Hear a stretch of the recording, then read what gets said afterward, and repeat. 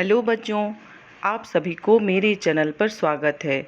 आज हम कक्षा 7 हिंदी वसंत भाग 2 के पाठ नंबर 2 हिमालय की बेटियां का प्रश्नोत्तर करेंगे।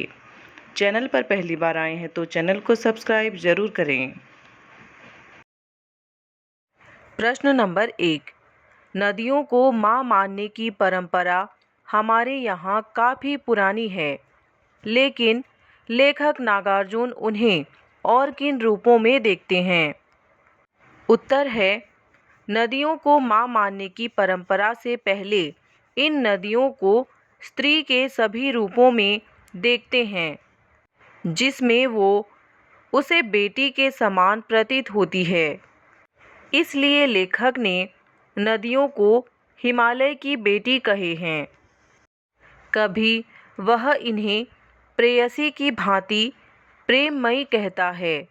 जिस तरह से एक प्रेयसी अपने प्रियतम से मिलने के लिए आतुर है, उसी तरह ये नदियाँ सागर से मिलने को आतुर होती हैं।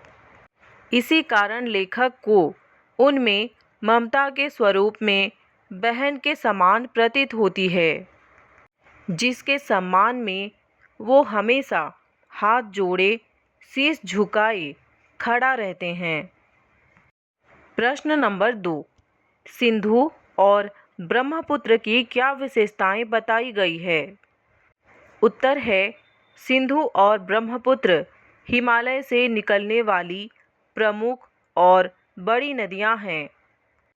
इन दो नदियों के बीच से अन्य छोटी बड़ी नदियां बहती हैं। यह नदियां दयालु हिमालय के पिघले दिल की एक एक बूंद इकट्ठा होकर ये नदी बनी हैं। ये नदियाँ सुंदर एवं लुभावनी लगती हैं। ये दोनों ही पौराणिक नदियों के रूप में विशेष पूजनीय व महत्वपूर्ण हैं। इन दोनों महानदियों में सारी नदियों का संगम होता है। प्रश्न नंबर 3। काका कालेलकर ने नदियों को लोकमाता क्यों कहा है? उत्तर है, नदियों को लोकमाता कहने के पीछे काका कालेलकर का नदियों के प्रति सम्मान है, क्योंकि ये नदियाँ हमारा आरंभिक काल से ही माँ की भांति भरण पोषण करती आ रही है। जल ही जीवन है। ये नदियाँ हमें जल प्रदान कर जीवन दान देती हैं। ये नदियाँ लोगों के लिए माता के समान पवित्र हैं। इन नदियों के किनारे लोग अपनी घर बार तथा बस्ती बनाकर खेती बाड़ी करना शुरू किया।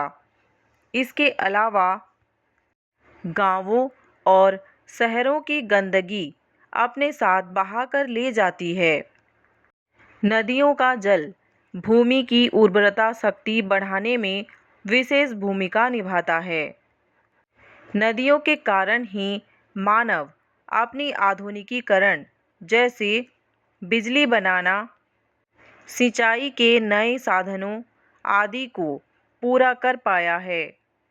मनुष्य के अलावा पशु पक्षी, पेड़ पौधे आदि के लिए भी नदियाँ बहुत जरूरी है।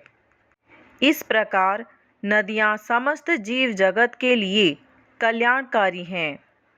इन्हीं कारणों के वजह से काका कालेलकर ने उन्हें लोकमाता कहा है। प्रश्न नंबर 4। हिमालय की यात्रा में लेखक ने किन किन की प्रशंसा की है? उत्तर है, हिमालय की यात्रा में लेखक ने अनेक चीज़ों की प्रशंसा की है, जैसे हिमालय की सौंदर्य की, हिमालय से निकली हुई नदियों के अटखेलियों की, उसकी बर्फ से ढकी सुंदर पहाड़ियों की, उसमें भरी हुई पेड़ पौधों की और देवदार, चीड़, सरो, चिनार, सफ़ेदा, कैल से भरे जंगलों की इत्यादि। लेख से आगे में दिए गए प्रश्नोत्तर करेंगे। प्रश्न नंबर 1। नदियों और हिमालय पर अनेक कवियों ने कविताएं लिखी हैं। उन कविताओं का चयन कर उनकी तुलना पाठ में निहित नदियों के वर्णन से कीजिए। उत्तर है नदियों और हिमालयों से संबंधित कुछ कविताएं। आई में है वही उठाती कर्मियों सी शैलमालाएं, वहीं अंतश्चेतना सा गहन वन विस्तार, वही उर्वर कल्पना से फूटते जल स्रोत, वही दृढ़ मांसल भुजाओं से कसे पाषाण, वही चंचल वासना सी बिचलती नदियाँ, पारदर्शी वही शीशे की तरह आकाश और किरणों से झलाझल, वही मुझको बेधते हिमकोण। जगदीश गुप्त। डबल आई में है खड़ा हिमालय बता रहा है डरो न आंधी पानी से, खड़े रहो तुम अविचल होकर सब संकट तूफान में, डिगो न अपने प्रण से तुम सब कुछ पा सकते हो प्यारे, तुम भी ऊंचे उठ सकते हो छू सकते हो नभ के तारे, अचल रहा जो अपने पद पर लाख मुसीबत आने में, मिली सफलता जग में उसको जीने में मर जाने में। नदियों और हिमालयों से संबंधित अन्य कविताओं का चयन एवं पाठ में निहित नदियों के वर्णन से उनकी तुलना छात्र स्वयं करें। प्रश्न नंबर 2। गोपाल सिंह नेपाली की कविता हिमालय और हम, रामधारी सिंह दिनकर की कविता हिमालय तथा जयशंकर प्रसाद की कविता हिमालय के आंगन में पढ़िए और तुलना कीजिए। उत्तर है हिमालय।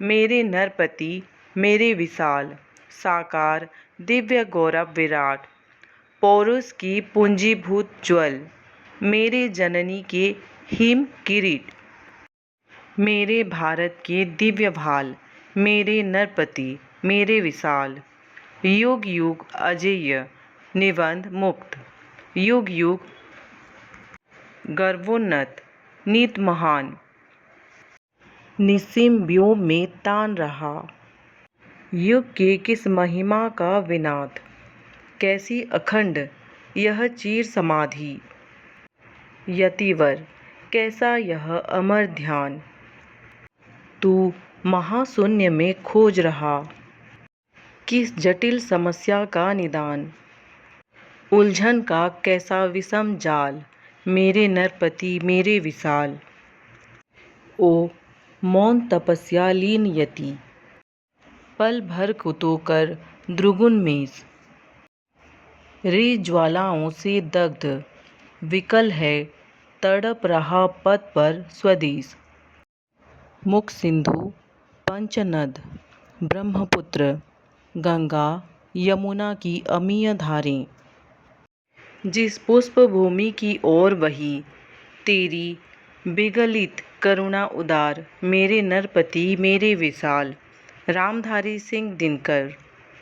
उपरोक्त कविता की तुलना यदि नागार्जुन द्वारा लिखित निबंध से करें तो हम पाते हैं कि रामधारी सिंह दिनकर ने अपनी कविता में हिमालय की विशालता का वर्णन किया है। इस कविता में दर्शाया गया है कि हिमालय का भारतवासियों से प्राचीन काल से अत्यंत अनिष्ट संबंध है। भारत धरती का मुकुट हिमालय पर्वत अपनी जड़ों को पाताल तक ले जाते हैं। उसके धवल शिखर आकाश का चुंबन करते हैं। यहाँ कवि दिनकर ने हिमालय को प्राचीन काल से समाधि में लीन होकर किसी समस्या का हल ढूंढने का प्रयास किया है। वहीं लेखक नागार्जुन ने अपने निबंध में हिमालय का वर्णन नदियों के पिता के रूप में किया है, जो अपने बेटियों के लिए परेशान है। प्रश्न नंबर 3। यह लेख 1947 में लिखा गया था। तब से हिमालय से निकलने वाली नदियों में क्या क्या बदलाव आए हैं? उत्तर है 1947 के बाद से आज तक नदियाँ इस प्रकार हिमालय से बह रही हैं, लेकिन अब हिमालय से निकलने वाली नदियाँ प्रदूषण का शिकार हो चुकी हैं और जनसंख्या वृद्धि, औद्योगिक क्रांति, मानव वैर तथा प्रशासकीय उपेक्षा के कारण नदी के जल की गुणवत्ता में भी भारी कमी आई है। निरंतर प्रदूषण बढ़ता जा रहा है। जगह जगह बांध बनाने के कारण जल प्रवाह में न्यूनता हो गई, जो कि मानव अहितकारी है। गंगा जल की पवित्रता समाप्त हो चुकी है। प्रश्न नंबर 4, अपने संस्कृत शिक्षक से पूछिए कि कालिदास ने हिमालय को देवात्मा क्यों कहा है?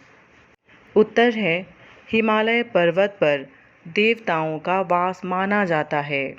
ऋषि मुनि यहाँ तपस्या करते हैं, इसलिए कालिदास ने हिमालय को देवात्मा कहा है।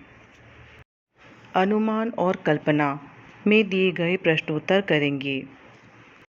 प्रश्न नंबर 1, लेखक ने हिमालय से निकलने वाली नदियों को ममता भरी आँखों से देखते हुए उन्हें हिमालय की बेटियां कहा है। आप उन्हें क्या कहना चाहेंगे? नदियों की सुरक्षा के लिए कौन-कौन से कार्य हो रहे हैं? जानकारी प्राप्त करें और अपना सुझाव दें। उत्तर है लेखक ने नदियों को हिमालय की बेटियां कहा है क्योंकि वह नदियों का उद्गम स्थल है, पर हम उन्हें माँ समान ही कहना चाहेंगे क्योंकि वह हमें तथा धरती को जल प्रदान करती हैं। हमारी प्यास बुझाने के साथ साथ खेतों की भी प्यास बुझाती है। एक सच्चे माँ एवं मित्र के रूप में नदियाँ हमारी सदैव हितैषी रही हैं और उन्होंने भलाई की है। नदियों की सुरक्षा के लिए सरकार प्रयास तो कर रही है, पर वे अपर्याप्त हैं। अभी तक उनमें गिरने वाले कारखानों के कचरे को रोका नहीं जा सका है। फिर भी नदियों की सुरक्षा के लिए हमारे देश में कई योजनाएं बनाई जाती हैं, जैसे नदियों के जल को प्रदूषण से बचाना, बहाव को सही दिशा देना, अधिक नहरें के निर्माण पर रोक लगाना, जल का कटाव रोकना, नदियों की सफाई की उचित व्यवस्था करना आदि है। परंतु आज इस बात की आवश्यकता है कि शीघ्रता से इन योजनाओं को लागू कर दिया जाए। नदियों में कचरा फेंकने पर रोक लगाई जाए। कल कारखानों से निकलने वाले दूषित जल, रसायन तथा सब प्रवाहित करने पर रोक लगाई जाए। अतः नदियों की पवित्रता बनाए रखने के लिए जन चेतना जगानी होगी।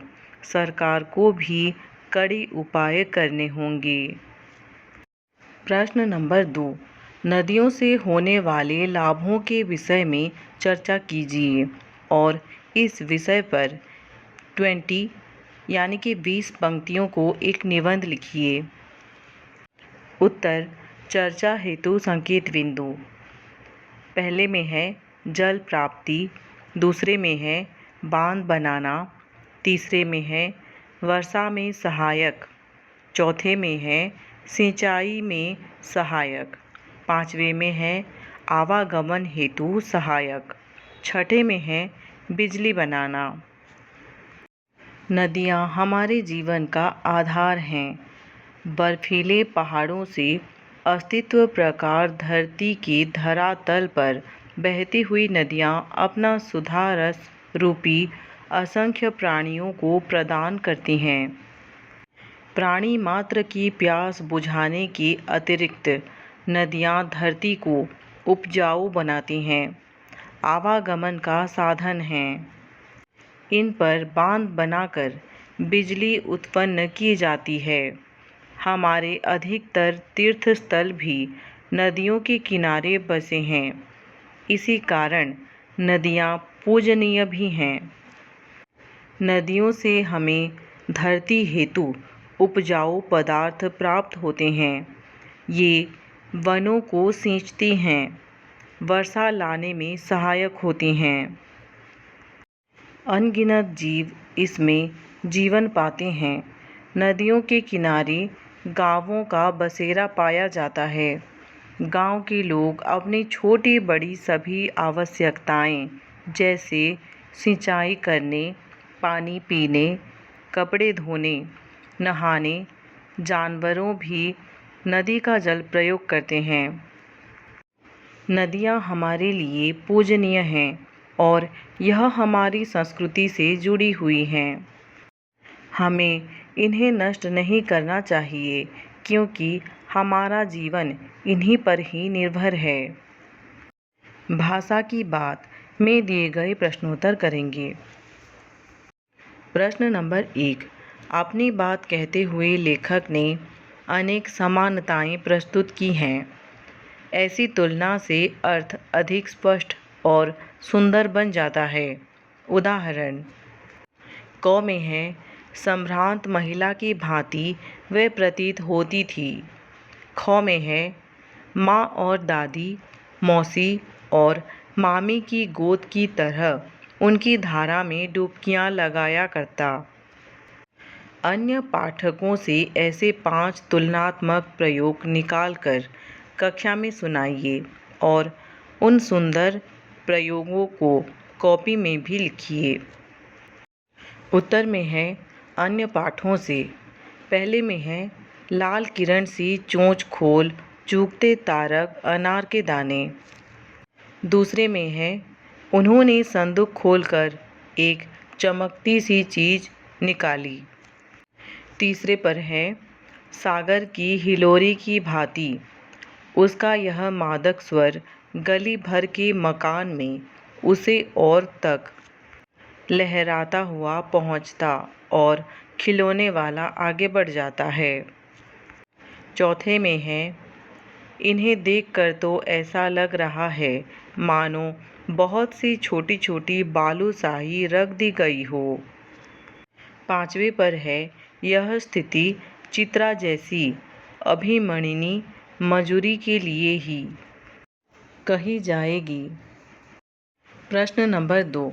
निर्जीव वस्तुओं को मानव संबंधी नाम देने से निर्जीव वस्तुएं भी मानो जीवित हो उठती हैं।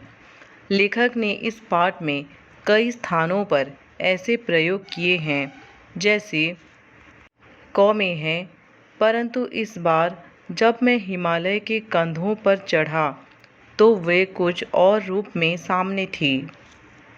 ख में है, काका कालेलकर ने नदियों को लोकमाता कहा है। पाठ से इसी तरह के और उदाहरण ढूंढिए। उत्तर में है, पाठ से अन्य उदाहरण। पहले में है, संभ्रांत महिला की भांति प्रतीत होती थी। दूसरे में है, इनका उछलना और कूदना, खिलखिलाकर हंसते जाना। इनकी भावभंगी यह उल्लास कहाँ गायब हो जाता है। तीसरे में है, पिता का विराट प्रेम पाकर भी अगर इनका मन अतृप्त ही है तो कौन होगा जो इनकी प्यास मिटा सकेगा। चौथे में है, बूढ़े हिमालय की गोद में बच्चियां बनकर कैसे खेला करती हैं।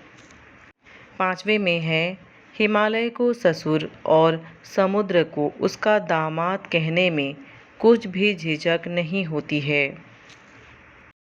प्रश्न नंबर 3।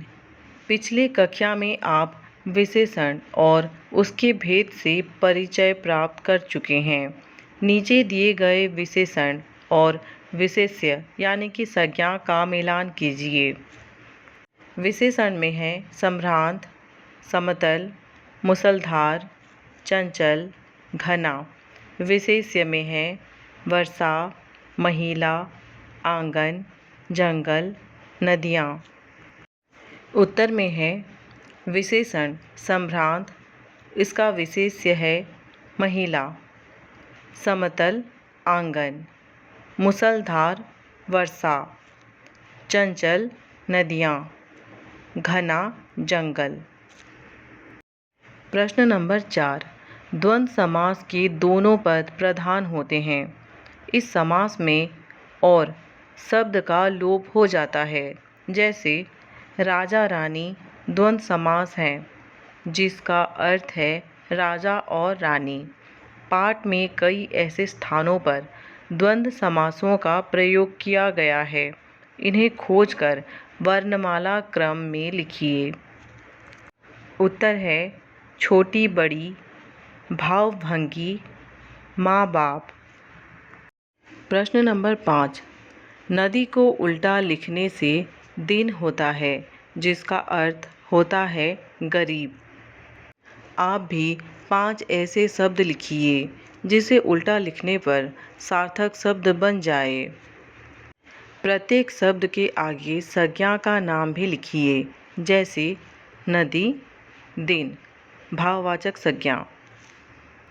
उत्तर में है जाता, ताजा, भाववाचक संज्ञा। भला, लाभ, भाववाचक संज्ञा। राही, हीरा, जातिवाचक संज्ञा। नव, वन, जातिवाचक संज्ञा। नशा, शान, भाववाचक संज्ञा। प्रश्न नंबर 6, समय के साथ भाषा बदलती है, शब्द बदलते हैं और उनके रूप बदलते हैं। जैसे बेतवा नदी के नाम का दूसरा नाम वेत्रवती है। नीचे दिए गए शब्दों में से ढूंढकर इन नामों के अन्य रूप लिखिए। सतलुज, रोपड़, झेलम, चिनाब, अजमेर, बनारस। उत्तर है सतलुज, शतद्रुम, रोपड़, रूपपुर, झेलम, वितस्ता, चिनाब, विपासा, अजमेर, अजयमेरु, बनारस, वाराणसी। प्रश्न नंबर 7, उनके ख्याल में शायद ही यह बात आ सके कि बूढ़े हिमालय की गोद में बच्चियां बनकर यह कैसे खेला करती हैं। उपरोक्त पंक्ति में ही के प्रयोग की ओर ध्यान दीजिए। ही वाला वाक्य नकारात्मक अर्थ दे रहा है, इसलिए ही वाले वाक्य में कही गई बात को हम ऐसे भी कह सकते हैं, उनके ख्याल में शायद यह बात न आ सके। इसी प्रकार नकारात्मक प्रश्नवाचक वाक्य कई बार नहीं के अर्थ में इस्तेमाल नहीं होते हैं। जैसे महात्मा गांधी को कौन नहीं जानता। दोनों प्रकार के वाक्यों के समान 3 उदाहरण सोचिए और इस दृष्टि से उनका विश्लेषण कीजिए। उत्तर है क में है वाक्य बापू को कौन नहीं जानता। विश्लेषण है हर कोई बापू को जानता है। ख में वाक्य है उन्हें शायद ही इस घटना की जानकारी हो। विश्लेषण है शायद उन्हें घटना की जानकारी न हो। ग में है वाक्य वह शायद ही तुम्हें देख सके। विश्लेषण है शायद ही वह तुम्हें देख न सके। घ में है वाक्य वे लोग शायद ही इधर खेलें। विश्लेषण है वे लोग शायद इधर न खेलें। कक्षा 7 हिंदी वसंत किताब के सभी पाठ के सभी प्रश्नोत्तर पाने के लिए चैनल को सब्सक्राइब करें। वीडियो अच्छा लगा तो लाइक करें और अपने दोस्तों के साथ शेयर करें। कमेंट करके भी बताइए कि वीडियो कैसा लगा। धन्यवाद।